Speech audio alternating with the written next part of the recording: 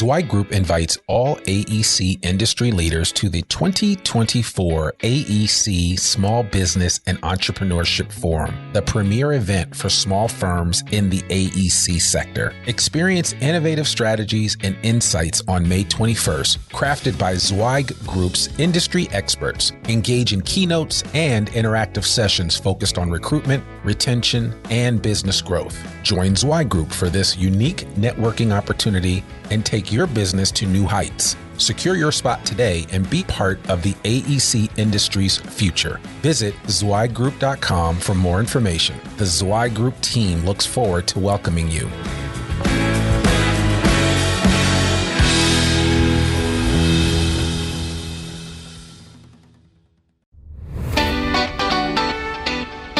Welcome to the Zweig Letter Podcast, putting architectural, engineering, planning, and environmental consulting advice and guidance in your ear. Zweig Group's team of experts have spent more than 3 decades elevating the industry by helping AEP and environmental consulting firms thrive. And these podcasts deliver invaluable management, industry, client, marketing, and HR advice directly to you, free of charge. The Zweig Letter Podcasts, elevating the design industry one episode at a time.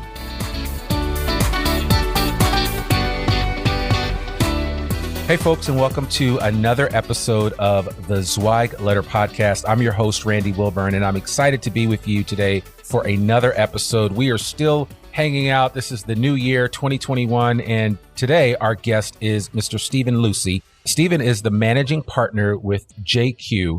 JQ is a civil engineering firm based out of Dallas, Texas, and they're a firm that I've been familiar with for many years, even back to when we used to say the full name back in the 90s. So Right. Jaster Quintanilla. So, it was different because I remember one day when I came back to Zweig, I was like, wait a minute, JQ. And then I was like, oh, okay. It all made sense there. So, but without further ado, Stephen Lucey, how are you doing? I'm doing great, Randy, and it's a pleasure to be with you today. Absolutely. Absolutely. Yeah. I remember telling Mark when I first came back and I was like, JQ, I've never heard of them. And I was like, he was like, oh no, that's Jaster Quintanilla. And I'm like, oh, okay. Because back in my old Carter and Burgess days of roaming the Metroplex looking for great people for Jerry Allen, I certainly knew your firm and knew a lot of firms actually in that area. And how the landscape has changed over the years, and you guys are still standing. The changes, especially going back over my career, are pretty dramatic. And being able to trace the history of different firms and the transformation of different firms. And ours was kind of a natural progression of when the founding partners stepped away, of really going to, I guess, a broader definition of the firm, and hence the kind of change from Jaster Quintanilla, the founding partners' names, to the a little more generic JQ Engineering. Plus, I got to tell you that how many times I've had to spell Quintanilla for people, it's pretty startling. Absolutely. Absolutely. Well, if you're not from Texas, that might be a hard name to spell, much less pronounce. So I get that. Right. That. So tell us a little bit about yourself. How did you end up in engineering? And was this a lifelong passion of yours, or what was? It actually was, in that my father was a civil engineer. I went to Texas A&M just like I did, Gig 'em Aggies. I also had an uncle who was a civil engineer from Texas A&M. And when I was 8 years old, I found my father's textbooks in a cabinet and just started flipping through the books. And from that day forward, I told people, not was I just going to be an engineer, but I was going to be a civil engineer. Wow. And so it's just always been there. And I was fortunate enough to be able to do that, and have spent my entire career in that area. Structural engineering for myself, but that's just a subset of civil engineering. Yeah. And when I looked at your bio and where you've been, I forgot that you were with Datum for many years, and that's an old firm. Are they actually still around? Datum is still around. It traces it back to the 1930s, and I was there for 11 years. 1 year of that, I was shipped over to England for a year. We created, after the savings and loan crisis, which was kind of the first of many periods, economic crisis in my career. A lot of firms in the U.S. set up operations in Europe, and we created a joint venture over there, and I was the lone American shipped over to be part of that JV. And then came back in 1990, and then in 94 shifted over to open the Dallas office for JQ. Yeah. Yeah, but that 1 year in England was really the most transformative year of my entire career. Really? Yeah, How so? Well, I definitely understood that there was a good old boy system that didn't just exist in Dallas, Texas. And I can tell you that my accent and cowboy boots kind of stood out in England at the time. And they went into their banking crisis about 2 months after I arrived. And so I got to live through their version of the savings and loan crisis. But it also allowed me that 1 year to really focus on where I wanted to go, what I thought I needed to do when I got back, and really set the path for myself from a career standpoint. And it proved that my employer at the time had great faith in me to be able to, I was, 29 years old and got shipped over to be engineering director for a JV. And so it just kind of set me on a different path than I thought I was going to be on before that, because of what I realized I could do and what opportunities I may have myself. Yeah. And for the uninitiated in the audience, when you hear JV, it wasn't that Stephen was on a junior varsity team. It was No. It was a joint venture. That's correct. Yeah, that is correct. But I'm sure some of you figured that out right away. Well, man, I love hearing that. That's something I did not know about you. And so obviously that has informed a lot of the things that you do. So you come over, you start the Dallas office for JQ. And I mean, it's been a long time now. I would imagine that, for you, you'd have to remark at the changes at the Metroplex. And when I say the Metroplex, I'm talking about the Dallas-Fort Worth area, for those that don't know, has changed. And I mean, it's always been the epicenter for design firms, but it has just stratospherically grown over the last, 10, 15 years. And I'd love your thoughts about that. Yeah, and I would extend that out just beyond Dallas, Fort Worth, and the Metroplex, but the entire state of Texas has been just so radically changed in the last 30 years. Oil and gas was kind of king. It still is, but to a much lesser extent than it was before. We have an extremely open business environment, which is good and bad. It does mean that there's lots of competition in the state of Texas, a large number of consulting firms because of that. But you do have the ability to kind of make your own destiny because it is open from a business setting. Our population is, just expanding rapidly. Dallas-Fort Worth is a big part of that. And if you look at how our JQ has transformed itself over time, we have 6 offices around the state, and people ask you, why don't you go outside, other areas? And you just have to look at a map of the United States and look at how big Texas is, and the fact that it's 900 miles from Texarkana to El Paso and you're still in the state of Texas, why do you have to go outside? Because there's just so many opportunities here. Yeah. And broad-based opportunities across multiple markets in multiple industries to provide success. Yeah. Yeah. No, it is so funny. Every time I've talked to a firm down there, and to a man or a woman that I talk to in leadership, they all say the same thing, is that you've barely scratched the surface, and I've talked to people like Chris Huckabee from Huckabee. It's an architectural firm, does a lot of K through 12 schoolwork. And I'm always like, well, Chris, aren't you worried that they're not going to build any more schools? And he's like, man, every time I turn around, there is either a new ISD or a new school being built somewhere in the state of Texas. So it is one of the fastest growing places in the country, much less the world for that matter. So, right. Yep. Yeah. And the new census is going to prove that out. You're already seeing kind of initial numbers of that, of the demographic change. And that's the other part we're seeing here, is just the demographic change within the state. What was seen as fairly homogenous when I, started is now much more diverse. And you're starting to see that reflected across every aspect of life, and both in personal and business life here in the state of Texas, which I personally think is a great thing, to see that diversity across our state. Yeah. And the one thing I will say is through Zwei Group, I've had the pleasure of spending time with your team on several occasions doing trainings, and you have a very diverse staff. You have a really smart staff. I think that was the one thing that really stood out to me. Not that most design firms don't have really smart people working there, but your staff is above average, and they're highly competitive too with each other, which is something I noticed. How do you foster that? Sometimes it's just get out of their way. I look at some of the examples in my own life, where it was my professional life, where it was you'd hear things going on around the office and you just decide that I'm going to take part in this, even if you haven't been taking part in it. And you have the entrepreneurship that you may say, or just, the fortitude to just kind of jump in there and create your own path. And you still need to have a framework of it. And so I think the success we have is that the leadership at the top understands that we just need to provide the framework. And if you get the right people, they're going to create their own success, which then becomes the success of the overall firm. And it's more incumbent upon us to facilitate the opportunities and understand what their goals are and how those goals mesh up with other goals to be able to kind of orchestrate the process. It can definitely have its, bumps along the road, but if your goal, as it is with JQ, is to perpetuate the firm, then you need to be able to perpetuate the opportunities for your staff in order to make that really successful for everybody. Yeah. And I know that, obviously you guys have expanded into some new areas, but what are you really bullish about right now with regard to the marketplace? Is that, as I talk to other design firm leaders, I know that there is some concern about, how things are going to go, but I think a lot of that is predicated upon public versus private work. There's a lot of public sector work that's out there, but there's still also a lot of private sector work. How do you feel about the current state of affairs, given that elephant in the room that we talked about before we started recording, the pandemic, and how that's impacting firms?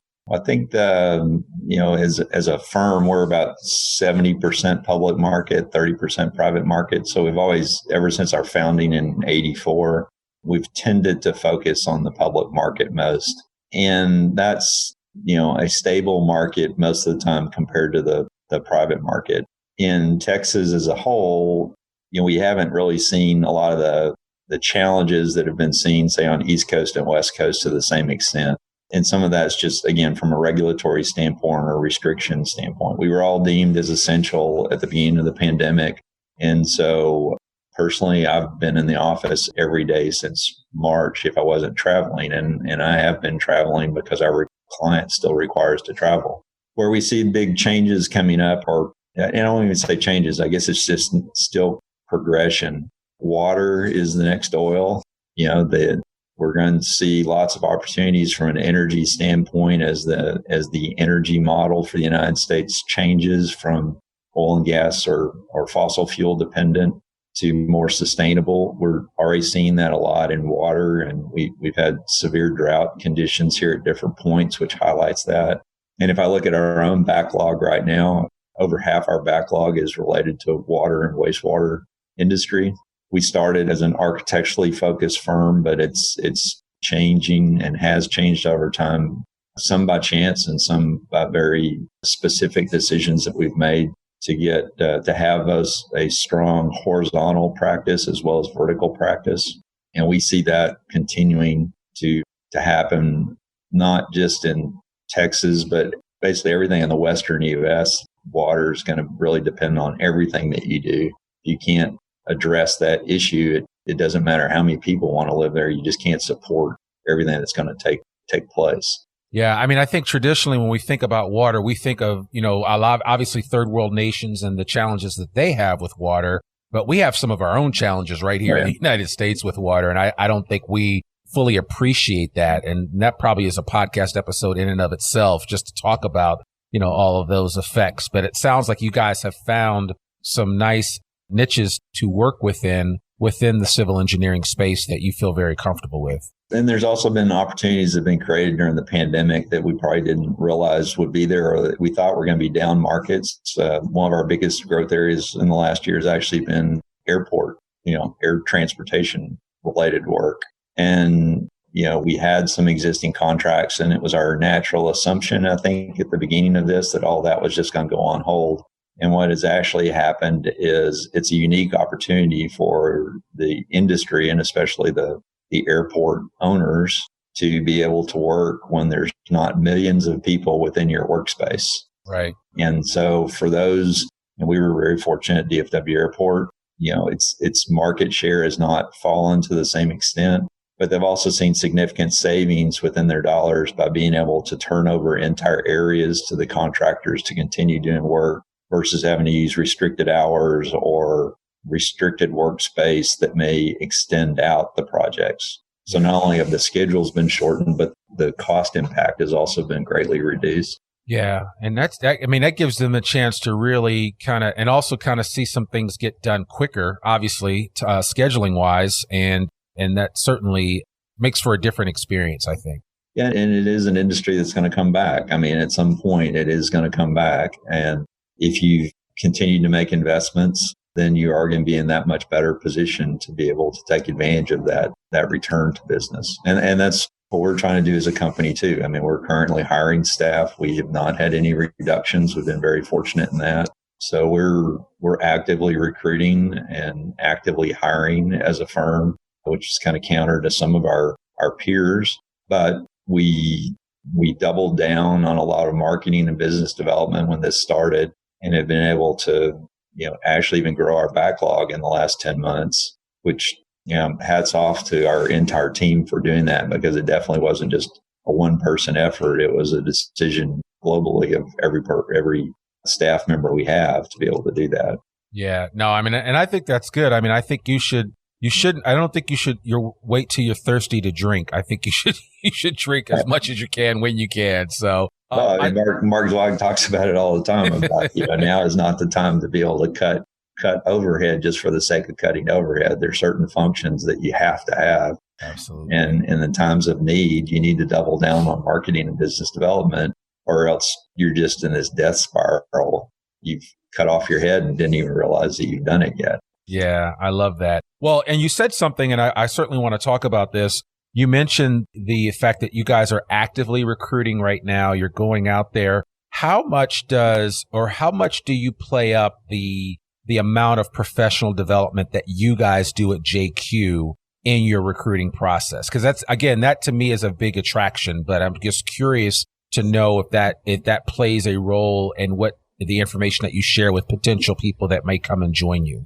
We do. I mean, it's almost like marketing for projects. Most of the time you realize if you've already made the short list, they already know you have the technical capability. And so the real sell is, are you the right fit for the client that you're trying to obtain? And recruiting staff is really no different than recruiting a client from that viewpoint. So it's the culture and the soft sell type things, the professional development. How are you going to welcome them? Are you going to be there for them as their life changes through different challenges that they're going to face over the tenure with your firm? It's all those type things that really matters. And so it's also building up your own firm reputation at the entities that you're trying to recruit from. So our biggest ambassadors are graduates of those programs who now work for us, or interns that we've had that have gone back and have talked to their peers about what their experience has been like. And if we're failing on all those fronts, then it doesn't matter how great a technical project we're going to have for them. They may enjoy that, but they're going to hate being here or wherever they go.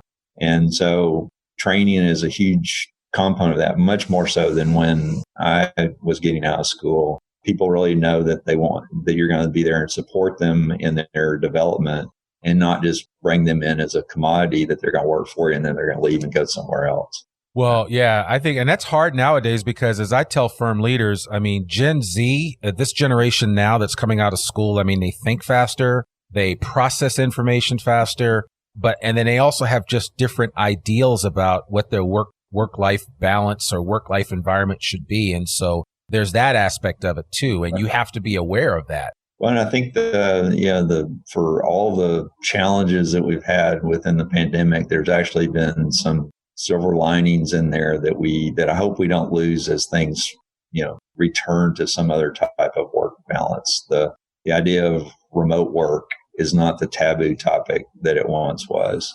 But from an employer standpoint, there's also opportunities that are created by that. I think work remote was seen as a benefit for the person that was allowed to work remote. But work remote is also a huge benefit for an employer to be able to engage within your staff as their needs and challenges change outside of work.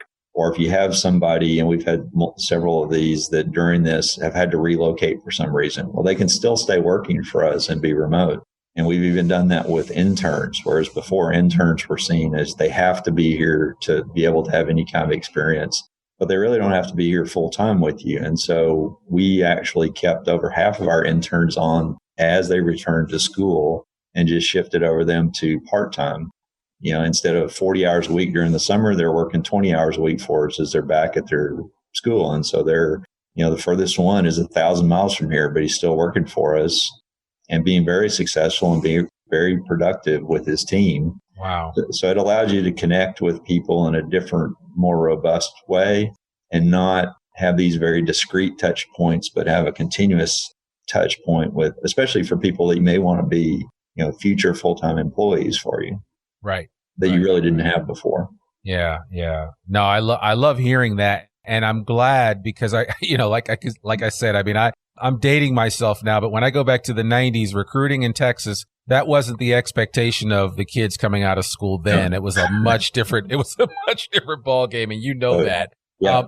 Speaking of schools, because of your, you're kind of a legacy guy with Texas A&M, go Aggies. And do you feel like you have a main line into that engineering program there when it comes to recruitment? Are you heavily involved with them at all? Have you used that as an advantage for you when trying to attract some of the talent coming out of that school? Yeah, actually, they're in the middle of their job fairs right now. Actually, today we take part. The A&M. I'll brag a little bit on my alma mater.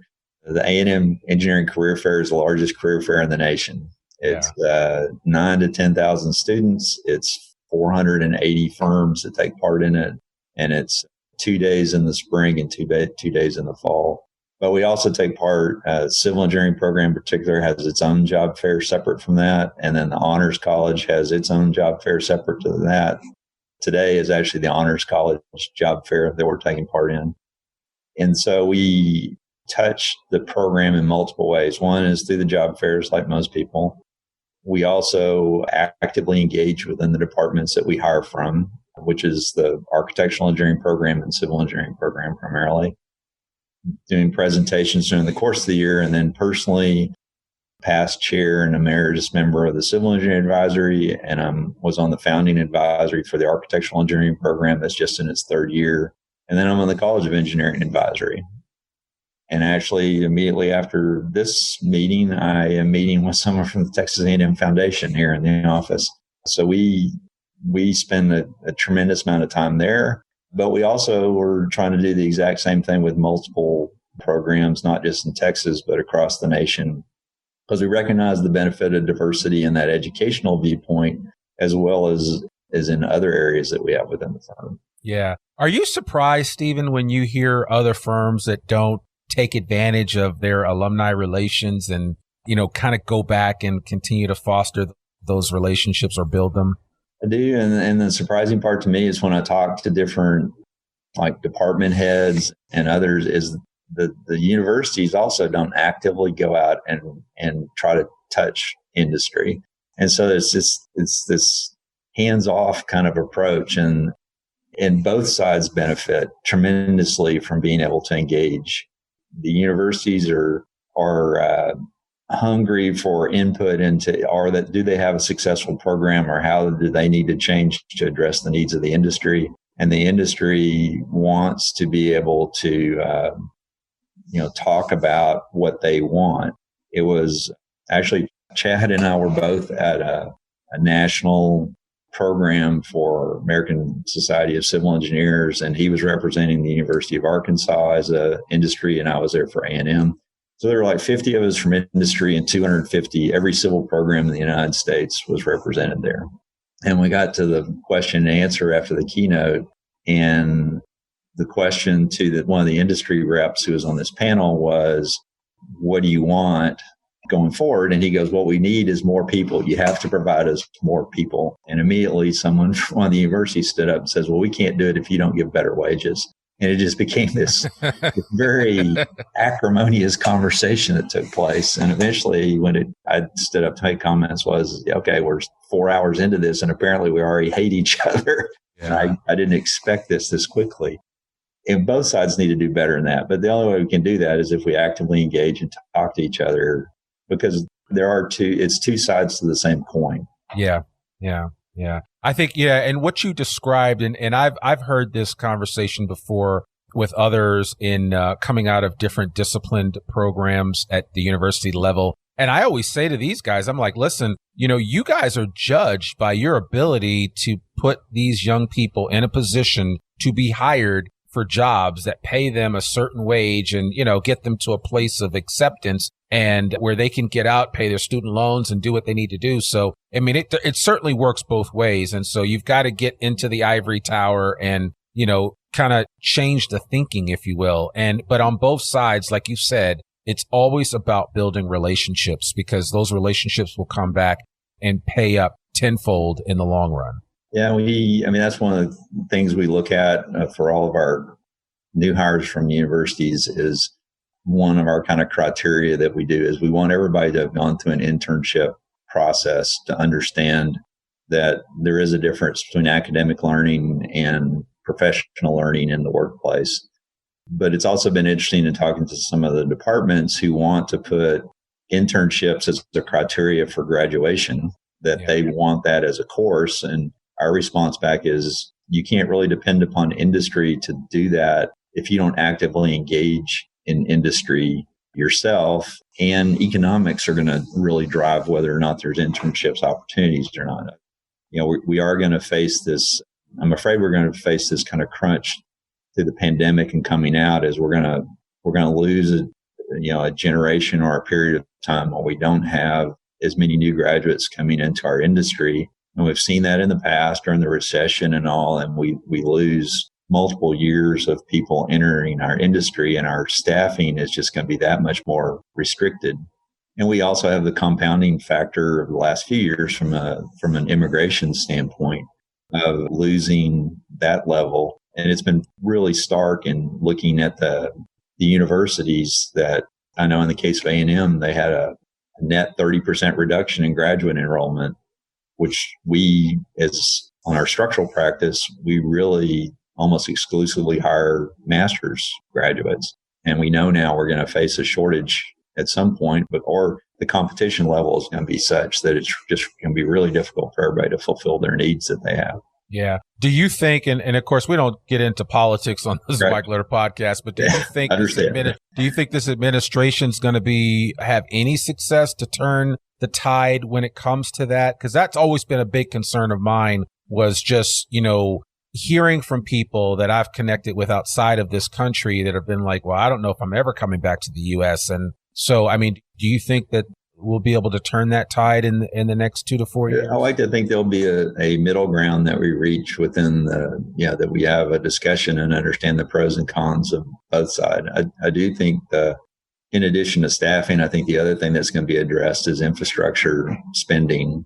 And I think we're going to see that not just at the federal level, but the state level of understanding the investments we need to make back into our country. Oh, yeah.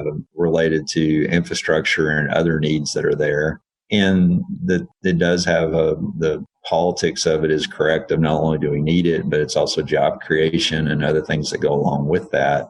I'm hoping to see a reinvestment from that standpoint. Coming out over this year and the coming years. Yeah, I saw a statistic somewhere for the state that I live in, Arkansas. I think 82% of the bridges are deficient in the state of Arkansas. And if that isn't a case for infrastructure improvement, as well as the need for structural engineers, the whole nine, I mean, there's just all kinds of opportunities that exist there. And it will be interesting to see how that plays out and how the design industry benefits from that.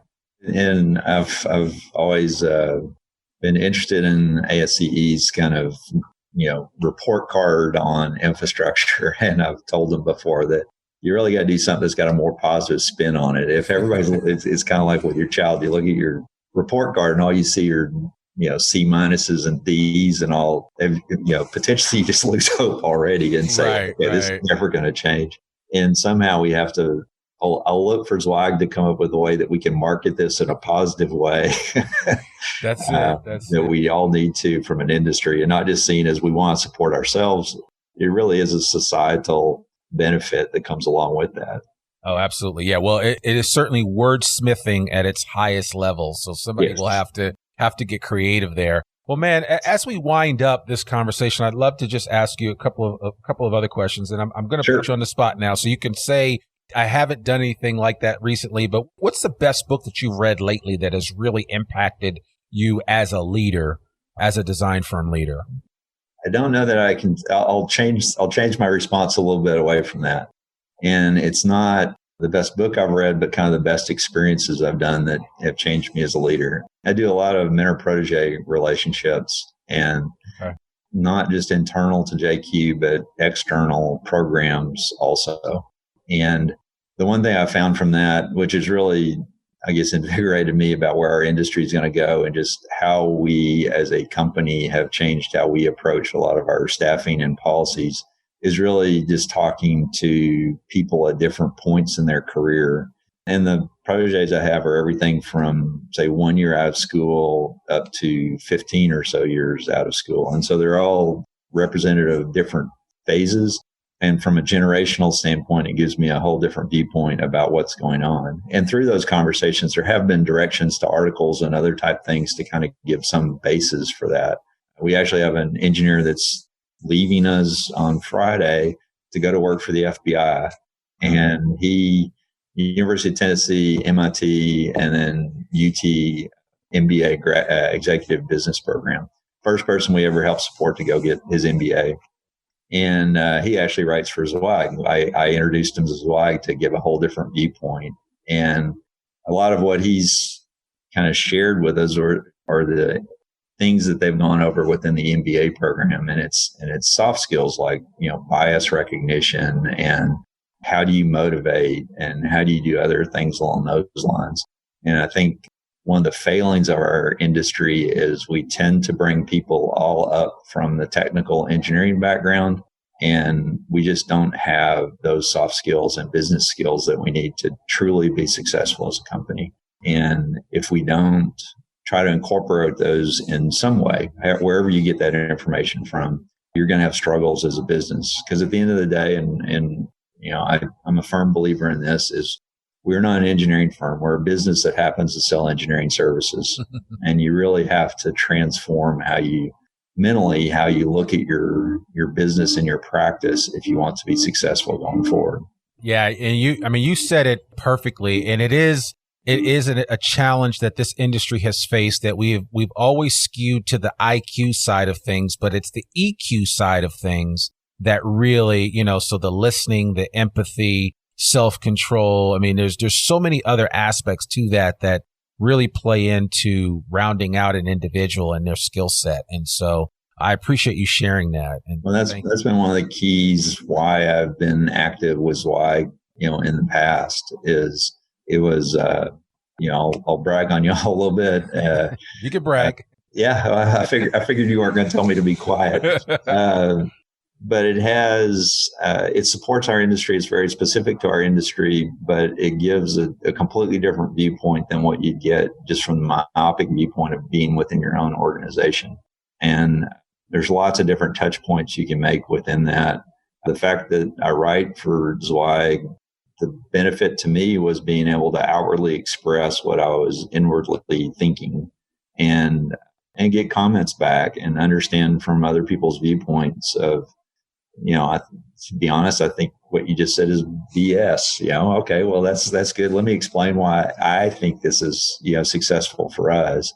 And it's those type of conversations and the relationships that have developed through, attending y'all's various programs from a business standpoint that's given us a much broader view of our industry, as opposed to just, okay, I'm going to go out and I'm going to design this building. Well, guess what? There's 100 firms out there that can design this building technically. There's a handful of firms that can go out there and do it in a way that's going to engage our clients and lock those people in as clients long term. Yeah. That's the firm I want to be. I don't want to be the commodity firm. I want to be the differentiating firm. Yeah. And that requires a different viewpoint and a different skill set to be able to do that. I love that. Yeah, because nobody wants to race to the bottom. You want to race to the top when it comes to putting your services out there. So you want to be that salmon swimming upstream. Exactly. Well, man, I really appreciate this. My last question to you, and this is something I've just started asking people because of the pandemic, because of the fact that we are sequestered in our homes a little more than we'd like to. Has there been any show that you've been binging or you discovered during the last 9 or 10 months of what we've been dealing with? I'll have to admit, I live out in the country and I have no cable internet at the house. So my connection to the world once I got back to the house was standing on my front porch because that's the only place I could get one bar on my cell phone. Oh, wow. Oh, my goodness. And so the first thing I did, one of my partners is the same way. He lives about 50 miles outside of Dallas and drives in every day. He told me where I could get a booster for my cell signal. so I was able to stream video for the very first time at the start of the pandemic at my house. So I found a whole new world of Netflix and everything that I never had before. So I've been binge watching forever now since this started. And it's the most amazing thing in the world to understand what other technology can do for you. It is. It really is. And it's a reason why Netflix stock is through the roof right now. So yeah, and Amazon Prime now, I've got multiple choices now. So yeah, absolutely. Well, that's great. I love that. Well, Stephen, thank you so much for taking the time to connect with us. If people want to reach out to you after they've listened to this and said, wow, this guy really moved me, I'd love to connect with him. What's the best way for them to do that? Just emails, best way. It's SLUCY, SLucy at JQENG.com. Or you can also just look on LinkedIn and connect through there and message me on LinkedIn because anybody who knows me knows I hover over my connectivity and I respond whatever all day long and all night long many times. Okay. So, feel free to reach out. Perfect. Yeah. Well, we'll make sure that people do that. We'll put all of this information in the show notes as well as a link to JQ's website and some additional information from this particular episode of the podcast. But man, thank you so much for coming on. We really appreciate it. I appreciate the time, Randy. Cool. Well, folks, that's another episode of the Zweigletter Podcast. Learn more about one of the oldest newsletters in the design industry by visiting thezweigletter.com. You can read articles online, listen to this podcast, and sign up for a free subscription to the newsletter and have it delivered right into your email inbox every Monday morning. Sign up today. For more info about Zweig Group's advisory services or any Zweig Group publications, visit zweigroup.com. You can subscribe to the Zweigletter Podcast wherever you listen to it, and please consider rating and reviewing us on Apple Podcasts. I'm your host, Randy Wilburn. We'll see you soon. Peace. Thanks for tuning in to the Zweigletter Podcast. We hope that you can be part of elevating the industry and that you can apply our advice and information to your daily professional life. For a free digital subscription to the Zweigletter, please visit thezweigletter.com/subscribe to gain more wisdom and inspiration, in addition to information about leadership, finance, HR, and marketing your firm. Subscribe today.